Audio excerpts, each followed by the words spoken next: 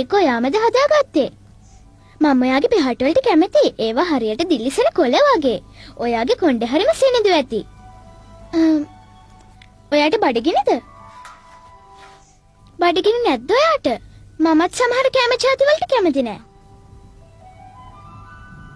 ඕ අනේ මට සමා වෙන්න. මට ඒක අමතක වෙලා ගියා.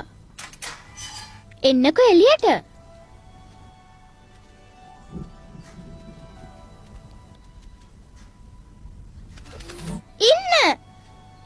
ඉන්න. ටිකක් අහන්නකෝ. මම ඔයාට කරදරයක් කරන්නේ නෑ. බය වෙන්න එපා. මට ඕනේ ඔයාගේ යාළුවා වෙන්න විතරයි. මම ඔයාට කිසිම කරදරයක් කරන්නේ නෑ. මං සුරදූතයන්ට කැමතියි.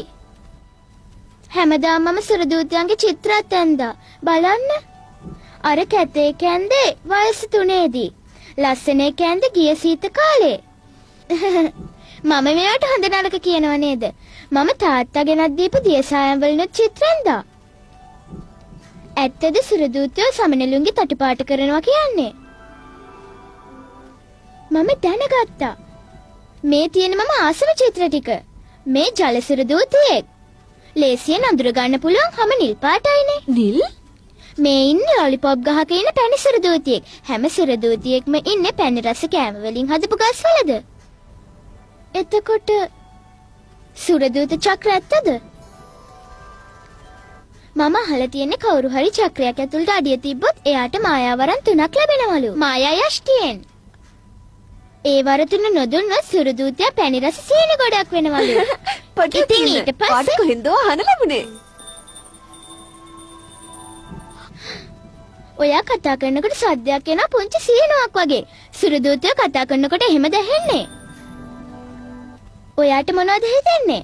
ඔව්, ඇයි මගේ සුරදූත නිවස? ඒක බිම වැටලා ටිකක් අබලන් වෙලා.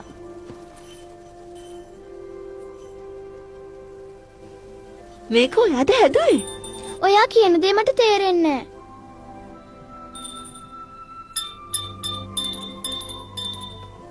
ඔව්, මමද මේක හැදුවේ? ඔව්, මම තමයි. ඒකට කැමතිද? ඔව්, දොර හිර වෙලා නේද?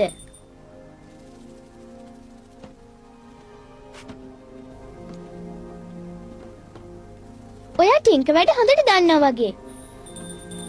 මොකක්? ඒක ඔයාගේ නමද? ටින්ක? බෙල්?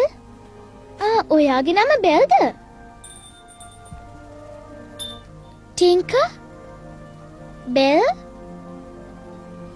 ටින්ක බෙල්? ටින්ක බෙල්. හරිම ලස්සන නමක් නේ.